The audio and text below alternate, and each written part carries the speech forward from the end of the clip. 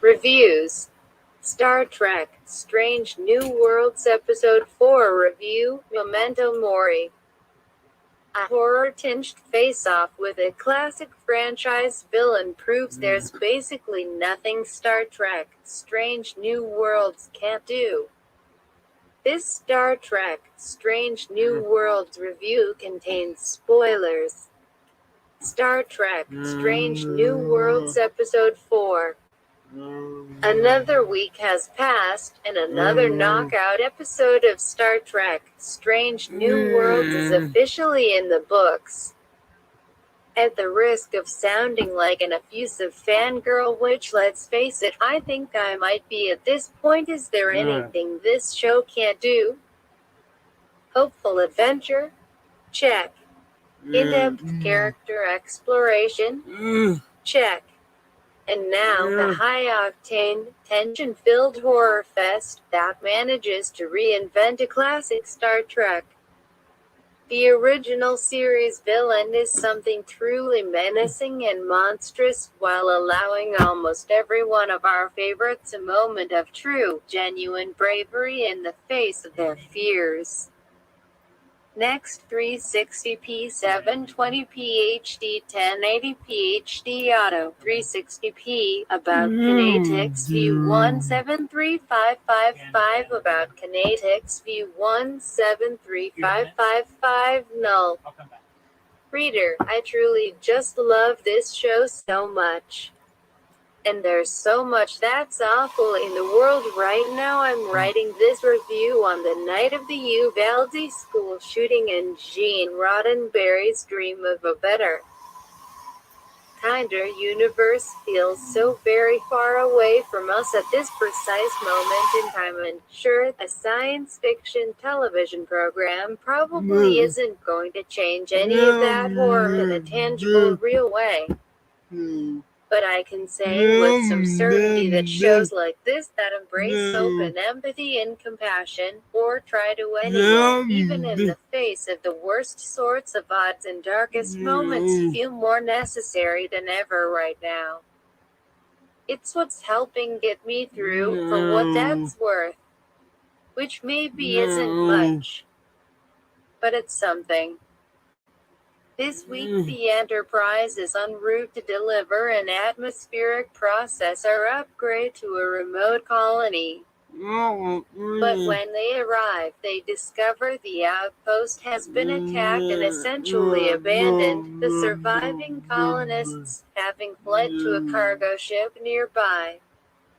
All standard rescue mission stuff, with a more distinctly horror movie vibe than normal, with the flaming wreckage and lack of power. Things take a much darker turn when a ship appears and attacks the deep space transport tube, bringing injured survivors to the Enterprise. It's the gore and the way everyone reacts to this news. It's essentially as if someone announced that ghost facer Michael Myers had suddenly appeared. They're a real boogeyman, an intergalactic scary story come to life. Continuing the trend of the series' first 3 installments, Memento Mori is essentially a Ron episode. Her voiceovers frame the hour, and her unique experience as one of the few survivors of a Gorn attack provides a necessary perspective on how dangerous they truly are. Let's face it, Pieck is the sort of person who would 100% try to negotiate with anything, no matter how bad their species is supposed to be.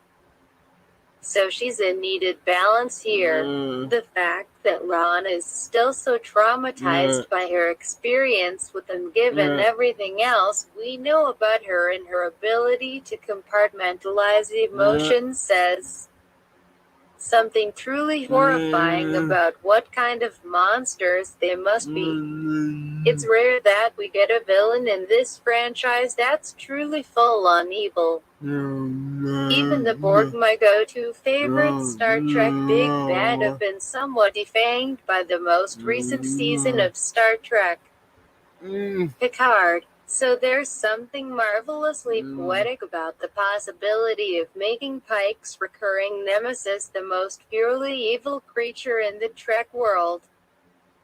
He's such a relentless hero figure, a guy who believes in the power of everything the Federation stands for and wants to see the best in every species he meets, no matter how alien they might be.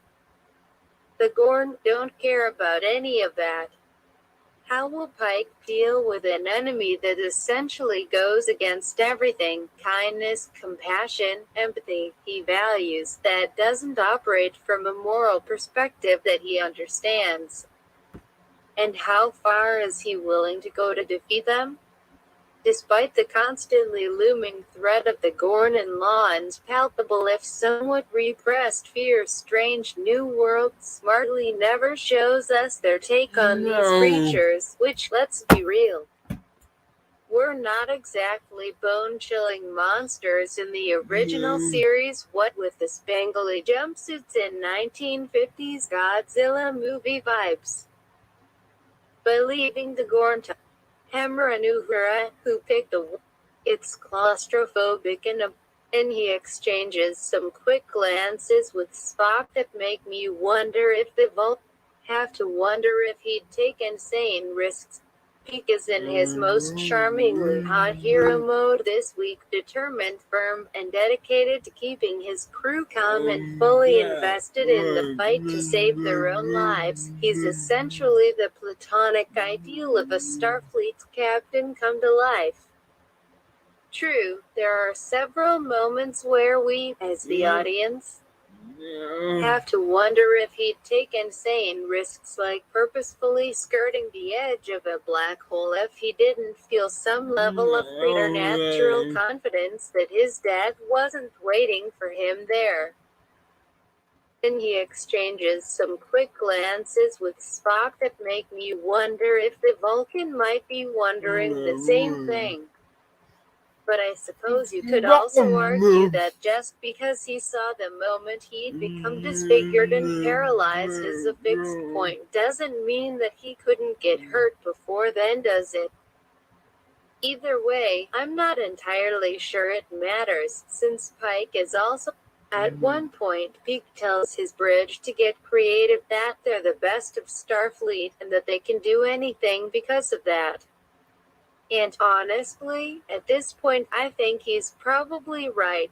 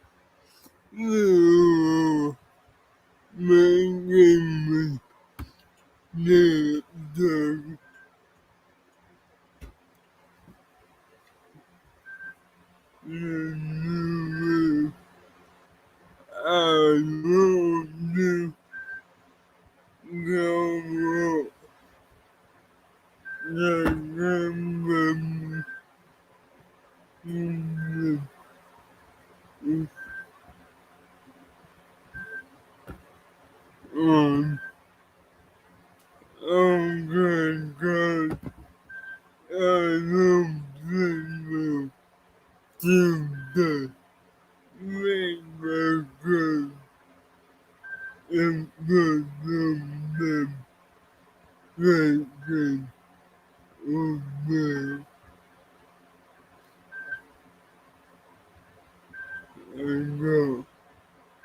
infection and the urhfvnbg